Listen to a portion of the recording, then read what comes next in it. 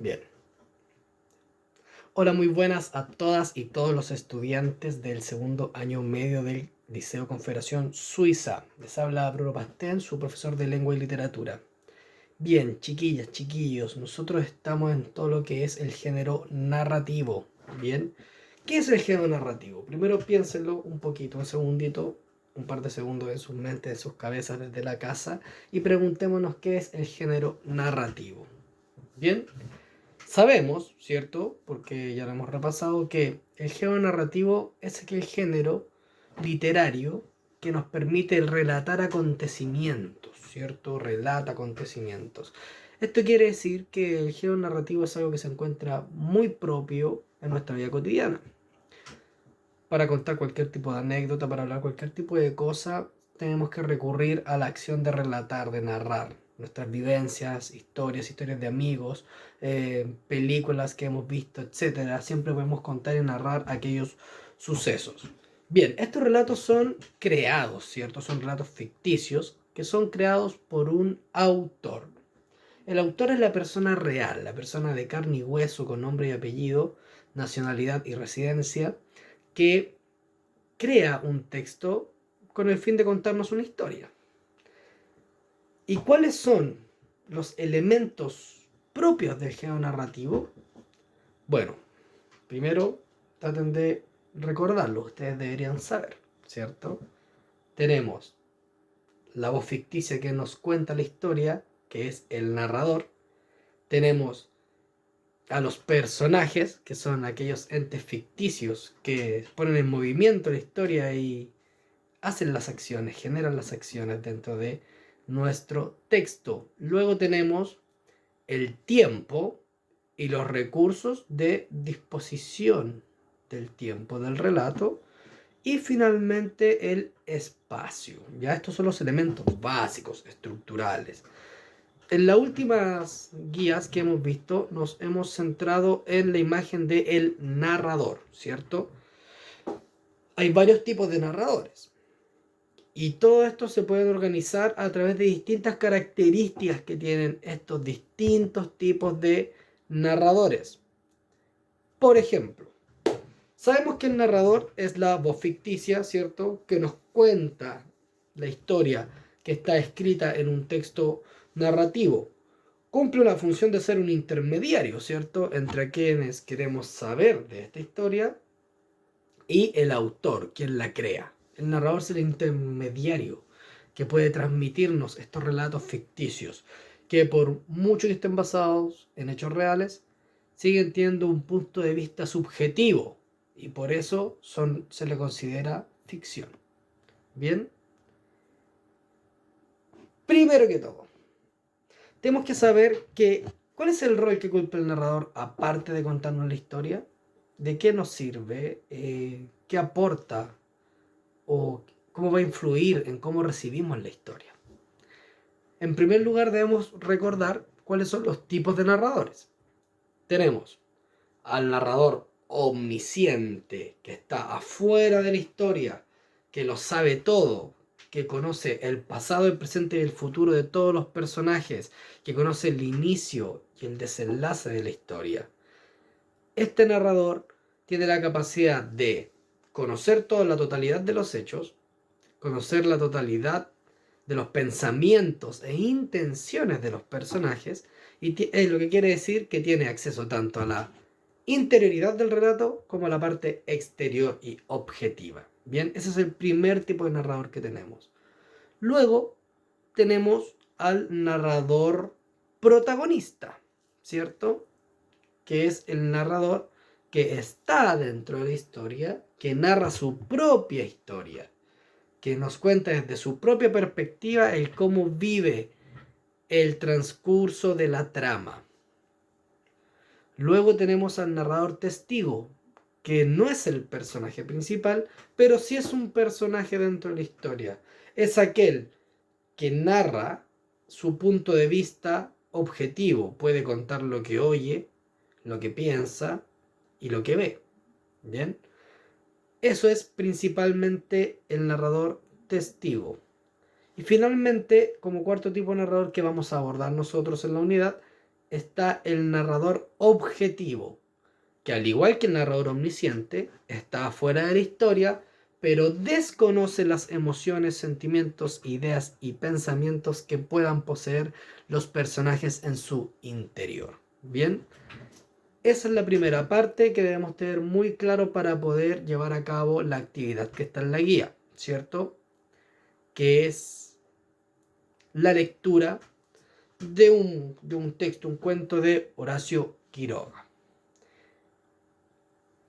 Pero para profundizar más en el tema de los narradores, segundo medio, el narrador aporta una perspectiva. Si se dieron cuenta, el omnisciente está fuera de la historia y puede verlo todo porque tiene esa perspectiva. Y el narrador testigo tiene una perspectiva más pequeña, más sesgada, que solo puede narrar aquello que alcanza a ver. ¿Se entiende? Entonces, los narradores van a enriquecer de diferentes maneras el relato. Incluso podríamos atrevernos a narrar una misma historia desde diferentes perspectivas.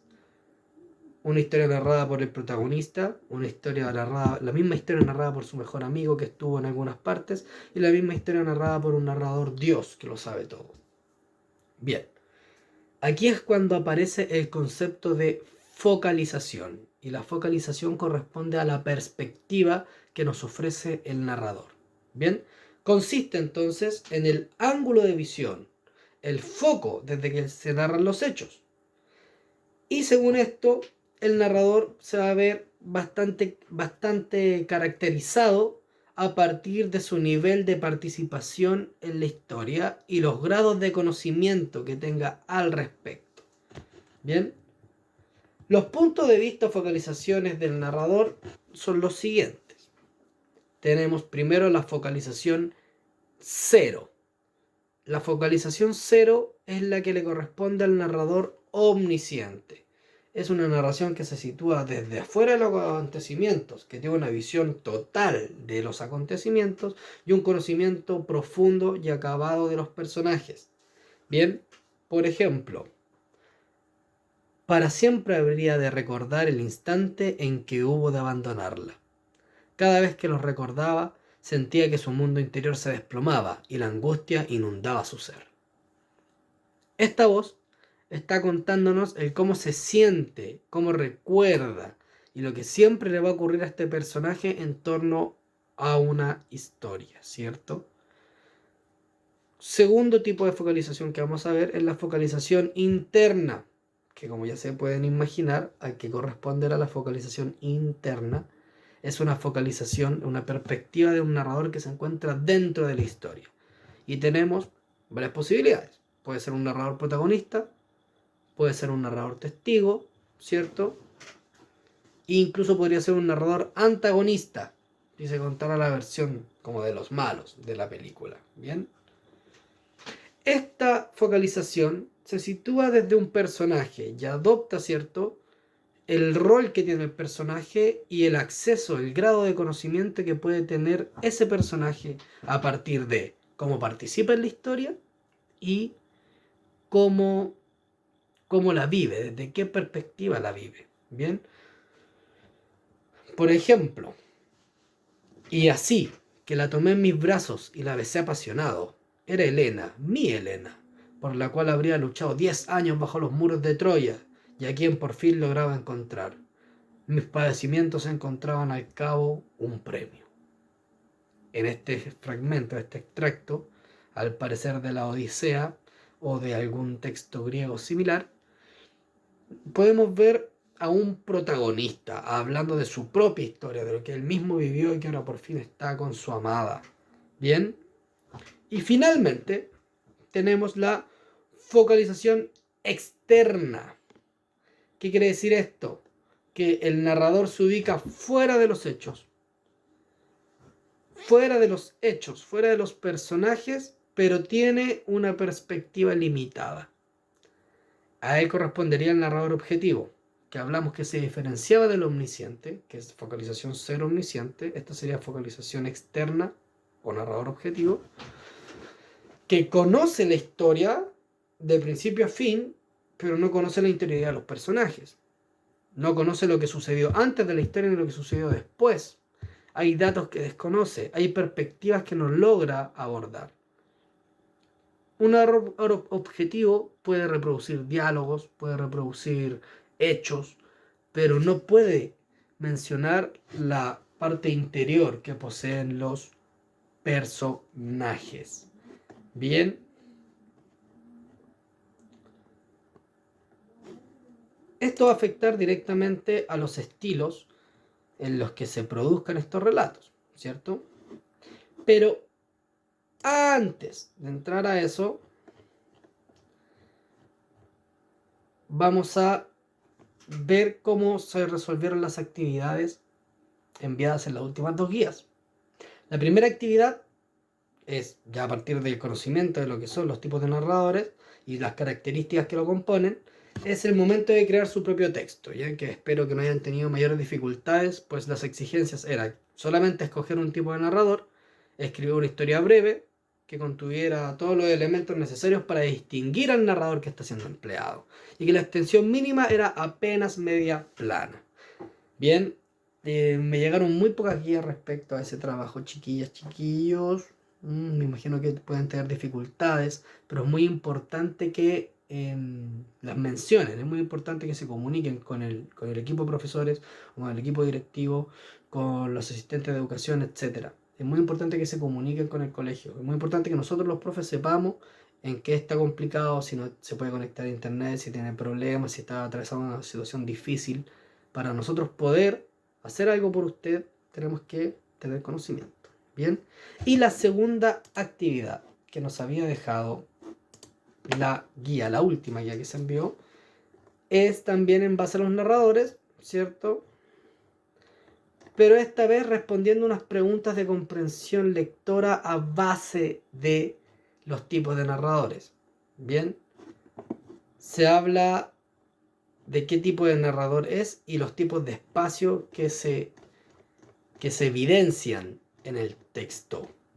Este texto es un texto bastante breve de Horacio Quiroga, se titula El triple robo de Bellamore, bien, donde existe un narrador que participa de la historia, que posee una focalización interna y que al parecer, si uno empieza a leer el texto, es un narrador protagonista, bien.